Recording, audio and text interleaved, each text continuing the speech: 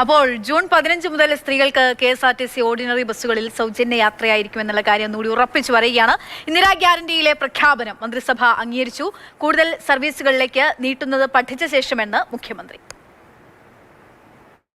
June 15 തീയതി മുതൽ പ്രായഭേദമന്യേ എല്ലാ സ്ത്രീകൾക്കും ട്രാൻസ്ജെൻഡർ വ്യക്തികൾക്കുമായി KSRTC ബസ്സിലെ ഓർഡിനറി സർവീസുകളിലെ ബസ്സുകളിൽ സൗജന്യ യാത്രാ സ്കീം ജൂൺ 15 മുതൽ നടപ്പിലാക്കുന്നതിന് അതിനുള്ള അംഗീകാരം നൽകാൻ വേണ്ടി തീരുമാനിച്ചു. ഇന്ദിരാ ഗ്യാരണ്ടിയിലുള്ള ഈ പദ്ധതി പ്രിയദർശിനി എന്ന പേരിലായിരിക്കും അറിയപ്പെടുന്നത്.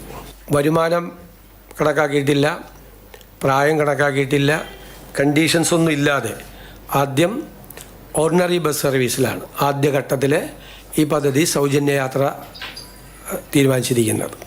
സർക്കാരിന് ഒരു മാസം 65-70 കോടിയോളം ബാധ്യത വരും. 800 കോടി രൂപയിലധികം ഒരു വർഷത്തിൽ KSRTCക്ക് അതിൻ്റെ വരുമാനക്കുറവ് വരും. ആ പണം സർക്കാർ KSRTCക്ക് നൽകും.